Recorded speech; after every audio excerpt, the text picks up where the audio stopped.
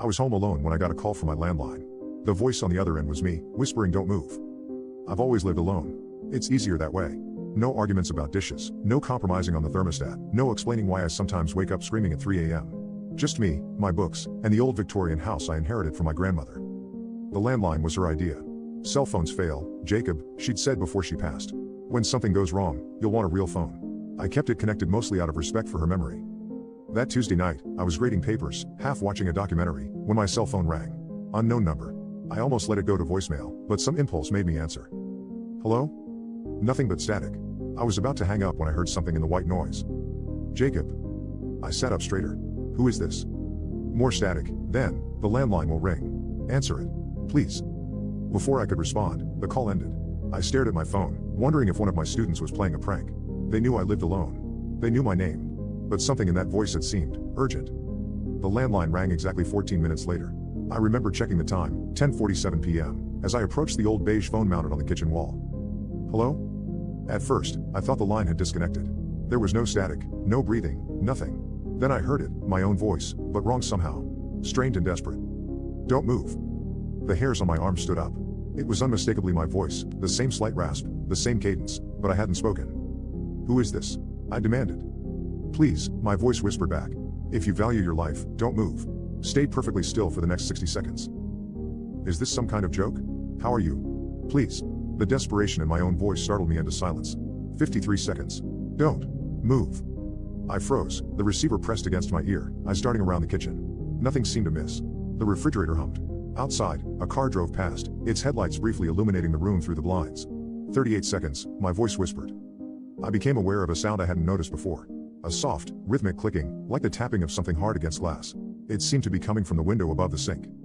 11 seconds. The clicking grew faster, more insistent. I desperately wanted to turn my head to look, but the warning held me in place. 5, 4, 3, 2, 1. The clicking stopped abruptly. Now. Run to your bedroom. Lock the door. Do it now. I dropped the phone and ran. I didn't look back, didn't stop to check what had been at my window. I slammed my bedroom door shut, locked it, and pushed my dresser against it for good measure. I heard it enter through the kitchen window, the sound of glass sliding up, followed by something heavy hitting the floor with a wet thud. Then silence. I pressed my ear against the door, straining to hear. Footsteps.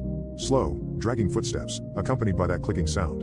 It was moving through my house methodically, as if searching. It paused at each door before moving on. Finally, it reached my bedroom. The doorknob rattled.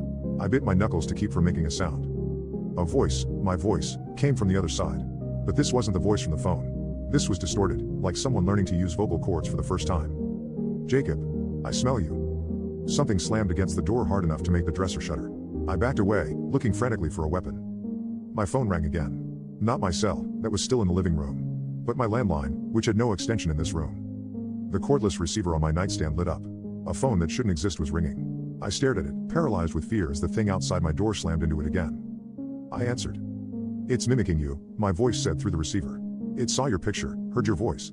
That's what they do. What's happening? What is that thing? I whispered. There's no time. It'll break through soon. You need to get out. How? The dresser slid another inch as the door splintered. The window. There's a small ledge. You can reach the maple tree if you jump. Do it now. Who are you? I demanded, even as I moved to the window. I'm you, Jacob. 6 months from now. If you survive tonight. That's impossible. The burn mark on your left palm from when you were 7. The recurring dream about grandma's attic. Believe me now? I stared at my left palm, at the crescent-shaped scar no one knew about.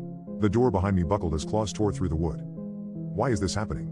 I asked, sliding the window open. They found a way through. A thinning between worlds. That thing hunts by mimicking its prey. It will wear your skin if it catches you. My voice paused. I nearly didn't make it. But I found a way to warn myself. The dresser toppled over. The door burst open. I caught a glimpse of something pale and wrong, too many limbs, a face like melted wax with my features crudely stamped on it, before I leapt from the window. I missed the closest branch, clipped another with my shoulder, and fell hard onto the lawn. Pain shot through my ankle, but adrenaline kept me moving. I limped to my car and drove. I didn't return home for 3 days. When I did, with police officers at my side, the house was undisturbed.